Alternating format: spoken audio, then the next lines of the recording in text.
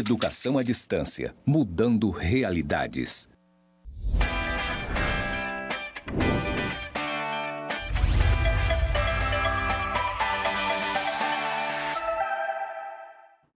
Olá, alunos, sejam bem-vindos à quarta web-aula da disciplina de Matemática Básica e Aplicada.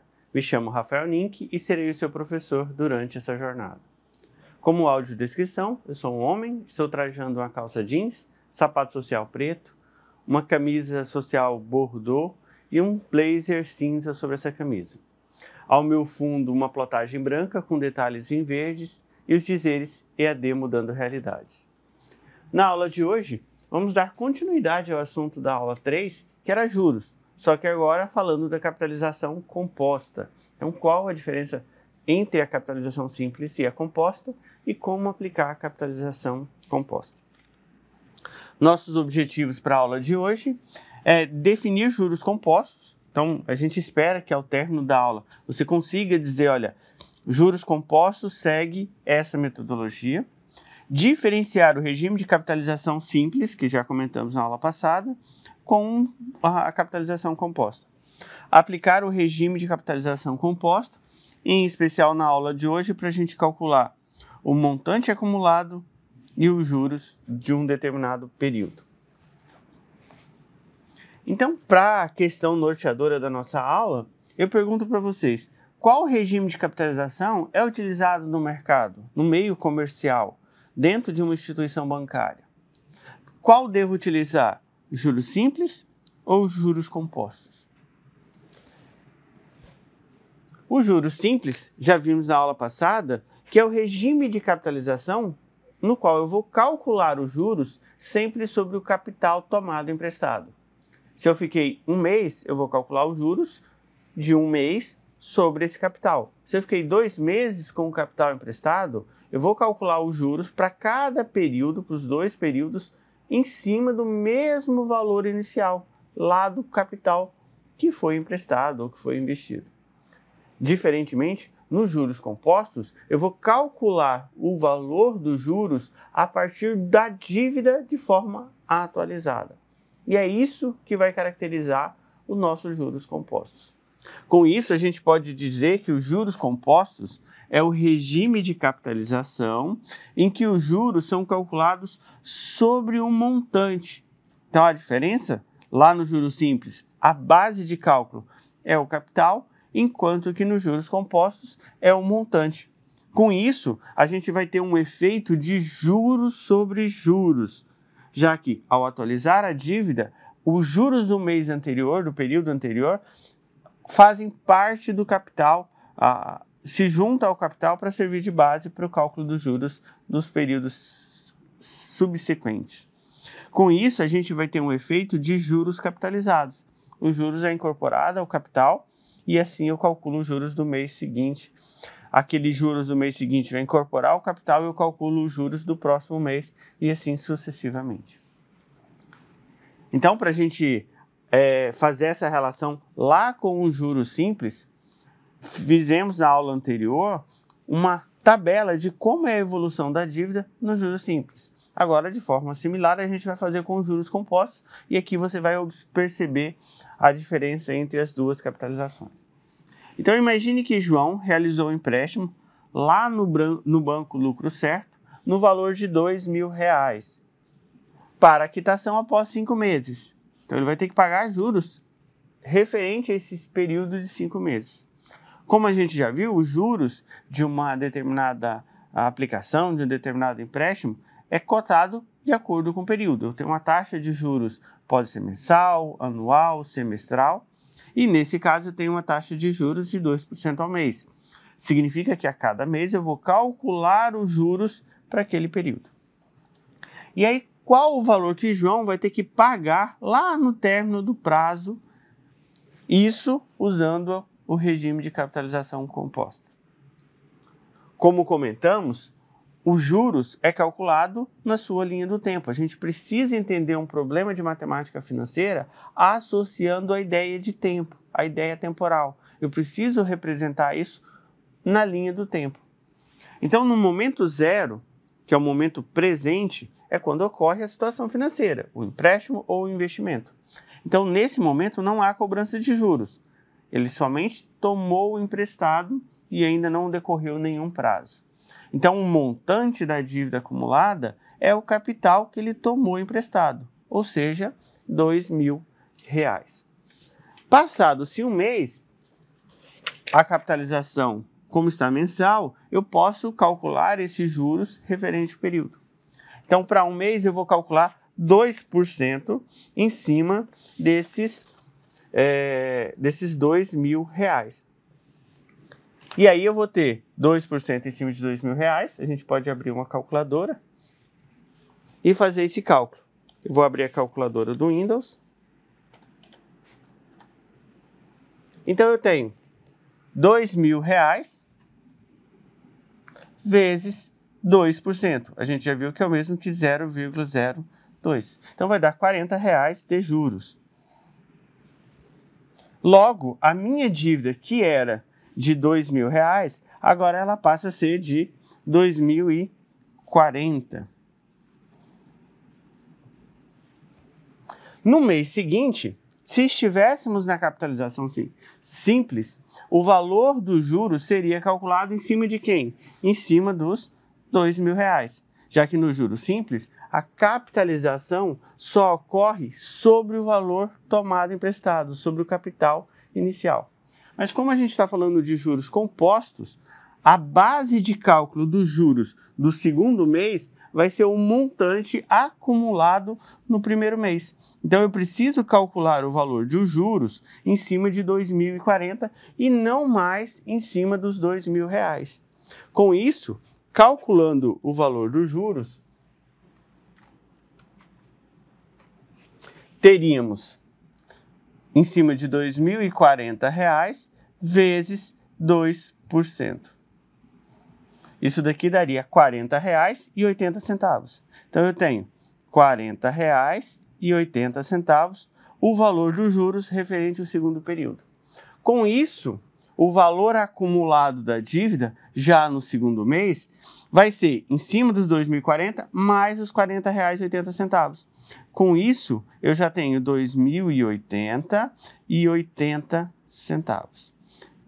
No terceiro mês, a base de cálculo já vai mudar, não vai ser mais em cima dos R$2.040, e sim em cima de quem? Em cima dos R$2.080,80. Então, a base de cálculo dos juros passa a aumentar a cada período. Então, eu tenho R$2.080,80 vezes os nossos 2%, que é o mesmo que 0,02. Então, com isso, os juros do mês seguinte vai ser R$ 41,62, já fazendo o arredondamento. Com isso, os juros acumulados com o montante, eu vou ter um valor de R$ 2.121,02. Vamos fazer o cálculo. Eu tenho lá R$ 2.080,80 mais R$ 41,62. Então, eu tenho R$ 2.122,42. Isso eu vou fazer para todo o meu período. E aí fica como atividade de vocês dar sequência nos passos e achar qual o valor a ser pago, ou seja, qual o montante que João deverá pagar após o término dos 5 meses. O que eu quero que vocês observem nesse exemplo é que o valor dos juros ele aumenta mensalmente conforme o tempo passa. Lá no juros simples, o valor dos juros de um período é o mesmo que dos outros períodos. Se eu tinha R$ 40 de juros no primeiro mês, não quitando a dívida, todos os meses seguintes terão o mesmo valor dos juros, já que a base de cálculo não muda, seria sempre em cima do capital. Já nos juros compostos, como eu tenho uma atualização do montante da base de cálculo dos juros, os juros vão aumentar. Com isso, a gente tem o efeito de bola de neve. A minha dívida ela vai crescer de forma exponencial. Por isso que deixar de pagar uma dívida não é não é a melhor das tarefas, porque ela vai crescer de forma cada vez mais acelerada. Os juros cada vez passam a aumentar a cada mês mais e mais. Se você observar do primeiro mês para o segundo mês, eu aumentei o valor. Do segundo para outro, eu aumentei um valor ainda maior. Então, a minha dívida vai aumentar cada vez mais rápida. Isso devido ao efeito dos juros sobre juros. Agora, obviamente, a gente não vai montar uma tabela toda vez que eu precisar calcular o valor da dívida acumulada. Para isso, a gente vai usar a expressão montante é igual a capital, que multiplica 1 mais I elevado a N. Por isso que a gente diz que a dívida nos juros compostos, ela cresce de forma exponencial, porque eu tenho um expoente que é o tempo. Então, quanto maior o tempo, mais acelerado vai ser essa dívida. Então, observe que o que vai diferenciar em relação aos juros compostos do juros simples, em termos de fórmula, é que o meu expoente lá no juros simples era um fator que multiplicava a taxa. Agora não, eu tenho um crescimento exponencial, certo? As variáveis, a forma de interpretar o problema é a mesma do juros simples. Por isso que você tem que se atentar ao detalhe do problema, se ele menciona se a capitalização a ser aplicada é a capitalização simples ou a capitalização composta. Vamos para um exemplo de aplicação dessa forma. Um investidor aplicou R$10.000 a juros compostos de 3% ao mês. Sendo assim, quantos reais terá após 4 meses de aplicação? Então, uma leitura superficial, já deduzi que eu tenho que aplicar a fórmula dos juros compostos. Agora, eu vou extrair as informações do meu problema de acordo lá com a nossa fórmula dos juros compostos. Montante igual capital, que multiplica 1 mais a taxa elevado a N. Tirando essas informações, um investidor aplicou R$10.000. O R$10.000 é a base de rendimento que eu vou ter. É sobre ele que será pago os juros, só que numa situação de investimento eu vou receber os juros. Os juros é calculado sobre o capital, sobre o valor investido. Então, esse valor de R$10.000 é o nosso capital. Há juros compostos de 3% ao mês. Porcentagem é uma taxa, então eu tenho a taxa de juros, o valor do meu I. E aí ele pergunta, sendo assim, quantos reais eu terei após 4 meses? 4 meses, tempo, contagem de tempo, então é o valor do meu N. E quando ele pergunta quantos reais eu vou ter após esse período, eu estou procurando o valor futuro desse investimento. Ou seja, o valor final do investimento, o montante acumulado. Então, o que eu quero saber é o valor do meu montante. Para isso, a gente vai aplicar, então, a fórmula dos juros compostos, já que o problema é um problema de juros compostos. E eu vou ter montante, a variável que eu estou procurando, continua M porque eu não sei o valor dela, igual o meu capital. Qual que é meu capital? R$10.000, que multiplica 1 mais a taxa. Qual que é a taxa de juros? A gente já comentou. Taxa de juros é um valor percentual, 3%, e ela sempre está referindo a um período, ao mês. Como eu tenho um símbolo de porcentagem, que representa uma razão por 100, eu vou eliminar esse símbolo de porcentagem dividindo esses 3 para 100, que vai dar 0,03. Elevado ao tempo. Quanto tempo? 4 meses. E aí sempre aquela observação de que se o tempo está em meses, a taxa de juros tem que estar ao mês. Precisa estar alinhado, senão eu tenho que fazer conversão. Ou eu converto tempo, ou eu converto taxa. Então, o meu expoente, 4. Pronto. Substitui na minha expressão, agora eu preciso seguir a sequência de passos para a resolução de um problema matemático, de uma equação matemática. O que a gente resolve primeiro? Sempre o que está dentro do parênteses. Então, igual 10.000, que multiplica, lembrando, olha, sempre quando eu tenho uma letra em um parênteses, ou um número em um parênteses, se não tem sinal, a operação que precisa ser feita é uma multiplicação. O sinal só foi oculto. E aí eu vou somar o que está dentro do parênteses. 1 mais 0,03 vai dar 1,03 elevado ao expoente quarta potência. Pronto. Agora eu vou resolver a expressão. Eu tenho uma multiplicação e uma potência. Qual a operação que a gente faz primeiro? A potência. Então eu vou resolver, vou até abrir uma página extra, 1,03 elevado à quarta potência. Para vocês recordarem, uma potência é uma multiplicação que se repete sucessivamente. Quando eu coloco 2 elevado ao cubo, eu estou dizendo que eu tenho que pegar o 2, multiplicar pelo 2, multiplicar pelo 2, 3 fatores. O meu expoente, esse expoente, indica quantos fatores eu tenho nessa multiplicação. 2 vezes 2, 4 vezes 2, 8. Então, de forma similar, a gente vai fazer isso com essa expressão, 1,03 elevado à quarta potência. Eu preciso multiplicar 1,03 vezes 1,03 vezes 1,03 vezes 1,03. 4 fatores. Não é 4 vezes 1,03, é 1,03 vezes 1,03 vezes 1,03, 4 vezes. Fazendo essa multiplicação, a gente tem o quê? Que o montante vai ser igual os R$10.000 que multiplica aproximadamente, e aí você pode arredondar o número de casas. É comum às vezes aparecer 10, 12, 14, 15 números decimais. Então, tente utilizar pelo menos uns 6 a 8 dígitos depois da vírgula. 1,12, 55, 0, 8, 8, 1. E agora eu faço essa multiplicação. O meu montante acumulado vai ser igual a 10.000 vezes 1,12, vai dar aproximadamente, e aí já vou arredondar para deixar só 2 casas depois da vírgula, 2... Opa.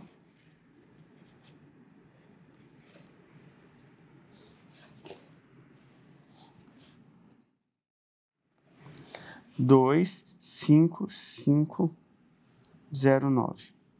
Então eu tenho aqui R$11.255,09.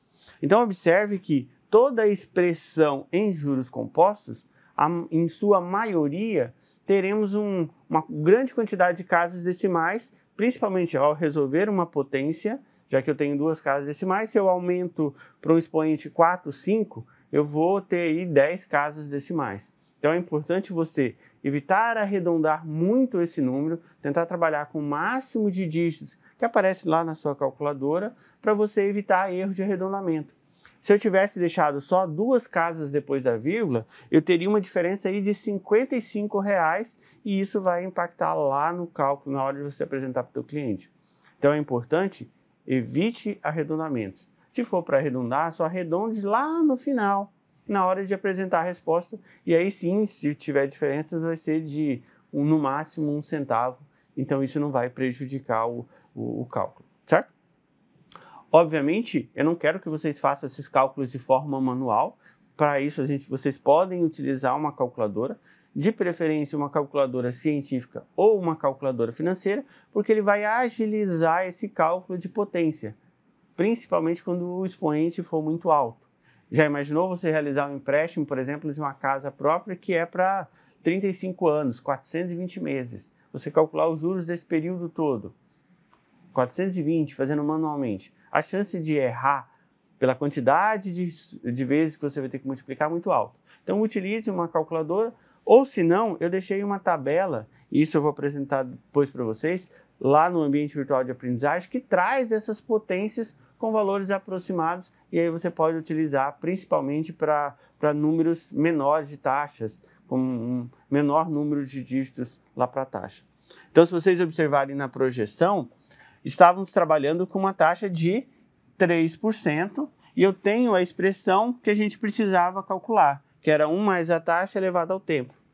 E o nosso tempo de aplicação era qual? 4 meses. Então, eu vou olhar lá na linha 4 meses, e vou observar na coluna 3%. Então, observe que o valor 1,125509, assim sucessivamente, já é o valor que a gente calculou. Então, o valor já está calculado para vocês. Nessa tabela está com 6 casas decimais, mas observe que se você for usar a calculadora, tente utilizar o máximo de dígitos que aparece lá na sua calculadora, ok? Agora, se você já tem uma calculadora, por exemplo, uma calculadora científica, a potência pode aparecer, dependendo do modelo, de formas diferentes. Aqui, por exemplo, eu tenho um x elevado a um quadradinho. Então, nessa calculadora, eu teria que digitar 1, o símbolo de ponto, que as calculadoras, como utilizam o idioma inglês, em vez de trabalhar com vírgula, trabalha com ponto. E aí eu digito a porcentagem, 0,3, aperto essa tecla x e o quadradinho, e depois eu digito o 4 e aí por último o botão de igual. Mas isso vai depender do modelo de calculadora que você utiliza. Às vezes a sequência de passos para resolver a potência é diferente. Então é importante teste para ver se vai bater o valor, se a sua calculadora funciona dessa forma. Outras calculadoras, em vez de aparecer o símbolo x elevado a um quadradinho, pode aparecer x elevado a y, ou ainda pode aparecer somente o acento circunflexo. Esse acento circunflexo é o símbolo de potência lá da calculadora. E, inclusive, é o mesmo símbolo de potência que a gente utiliza lá no Excel na hora de fazer um cálculo de potência. Você até poderia fazer isso lá no Excel para calcular esse expoente. Outra forma de você resolver um problema de matemática financeira é utilizando uma calculadora financeira. Essa é a calculadora mais utilizada, que é a HP12C, mas não precisam adquirir. Vocês possuem diversos simuladores para celular, na internet, que vocês podem até experimentar essa calculadora. E, em especial, essa calculadora traz na primeira linha algumas variáveis que a gente vai utilizar. Por exemplo, o N de tempo, o I de taxa, o PV de valor presente, PMT de pagamento, mas isso a gente vai utilizar só lá na disciplina de matemática financeira, e o FV de valor futuro, ou seja, montante. Então aqui eu tenho tempo, taxa, capital e montante. E para você resolver um problema usando essa calculadora financeira, basta você informar os valores e o que representa aqueles valores. E no final perguntar, olha, eu quero saber isso. Ela já vai calcular para vocês. Não precisa lembrar de fórmula. Você simplesmente vai dizendo, olha, eu tenho esses e esses valores. Então, no nosso problema, se fôssemos aplicar essa calculadora, o que eu teria que dizer? Eu teria que dizer, olha, eu tenho capital 10 mil, então eu digito 10 mil lá na calculadora HP12C. Eu faria 10 mil e aperto a tecla referente ao capital, que é o PV. Depois, eu vou informar outra informação que eu tenho, taxa, 3%. E aqui eu não preciso, na calculadora HP12C, a gente não divide por 100, deixa só 3 taxa. Depois, qual que é a outra informação que eu tenho? O tempo, 4 meses. Então, eu vou digitar 4 e apertar lá na calculadora HP12C o N. E, por último, a informação que você está procurando. Só que, como eu não sei o valor, eu vou digitar direto FV. Feito isso, internamente, ela vai realizar aqueles cálculos que fizemos manualmente, seguindo os passos, e ela vai fazer e já vai te mostrar o valor. Então, experimentem. Utilizar um simulador, procure na internet simulador da HP, ou se você tiver HP, teste na HP, resolver aquele mesmo problema, só que agora usando a calculadora HP, ok? Agora veremos um exemplo de como mensurar o valor dos juros em juros compostos. No problema diz, João depositou 20 mil reais, então se ele depositou os juros vai ser gerado a partir desse valor, Então, esse é o meu capital. Em uma caderneta de poupança com rendimento de 0,5% ao mês. 0,5%, por mais que está implícito, isso daqui é uma taxa. Eu não preciso explicitar, taxa de juros de 0,5%. Apareceu em percentual a nossa taxa de juros. Então, valor de... Qual o rendimento obtido após 20 meses? 20 meses, tempo. Observe que no problema, ele não menciona se é juros simples ou juros compostos. Porém, poupança, como é um produto bancário, ele vai pagar juros compostos. Então, eu vou aplicar a fórmula dos juros compostos. E ainda a gente precisa observar que o problema pede qual o rendimento, ou seja, qual foi o ganho sobre os 20 mil, e não o valor final, o valor acumulado. Então, nesse caso, o que eu estou procurando é o valor dos juros. Então, vamos resolver o problema. Então, capital investido, 20 mil reais. A taxa de juros e 0,5%, 0,5%. E aí, como comentamos, toda taxa de juros é referente a um período. Essa taxa de juros é ao mês. E aí ele colocou que o rendimento vai ser gerado após os 20 meses. Então, tempo, 20 meses. E eu quero achar o valor, então, do rendimento, ou seja, dos juros. Como é a minha fórmula, lá nos juros compostos, a gente apresentou duas fórmulas. Uma para achar o montante a partir dos juros e outra para achar o montante. Então, vamos primeiro achar o montante e aí sim a gente consegue achar, então, o valor dos juros acumulado. Então, o montante eu não tenho, não está listado nas informações coletadas no problema. O meu capital, 20 mil reais, mais a taxa de juros. Qual que é a taxa de juros? 0,5%. Como já comentamos, 0,5% equivale a 0,005. Por quê? Quando eu expresso no formato de porcentagem, o símbolo de porcentagem indica uma divisão por 100. Então, eu pegaria meio, divido por 100 e aqui vai dar 0,005. Elevado ao tempo. Qual que é o tempo? 20 meses. Pronto. Agora eu vou resolver o problema a partir da minha equação gerada, da equação gerada. O que a gente resolve primeiro? O que está dentro do parênteses. Então, eu vou resolver 1 mais 0,005. Vai dar 1,005 elevado a 20. Depois, eu tenho uma multiplicação dos 20 mil pelo parênteses e a potência. Então, primeiro eu tenho que resolver essa potência. 20 mil, que multiplica o resultado da potência. E essa potência vai ter um valor aproximado, fazendo 1,005 por ele mesmo 20 vezes, de 1,104895558. E aí você pode ou usar aquela tabela de potência, ou usar uma calculadora científica ou financeira, e até mesmo poderia fazer isso usando o Excel.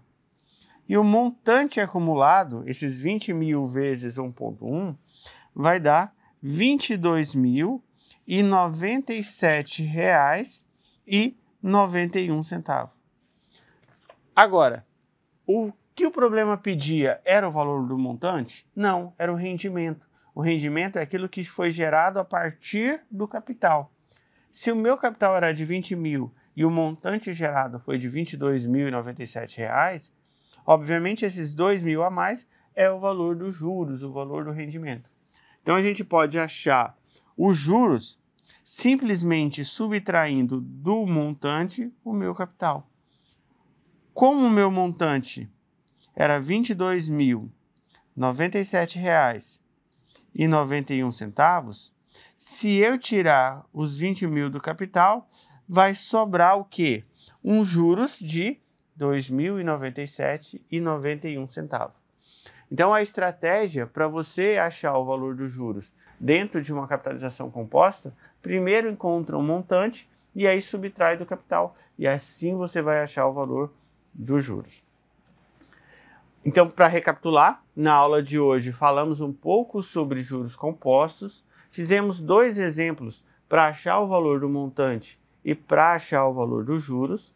Na aula seguinte, a gente vai dar continuidade e vai falar um pouco sobre como achar o capital, como achar a taxa de juros aplicada e ainda o tempo de aplicação.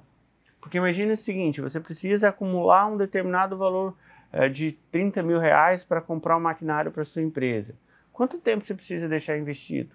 Ou qual é a taxa de juros que você precisa ganhar para conseguir, por exemplo, até o final do ano, gerar esse montante previsto? Isso a gente vai fazer lá na próxima aula.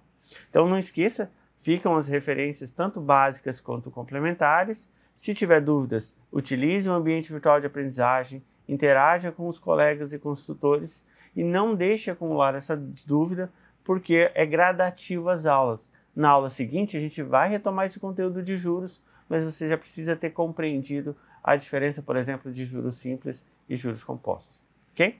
Então, até a próxima aula.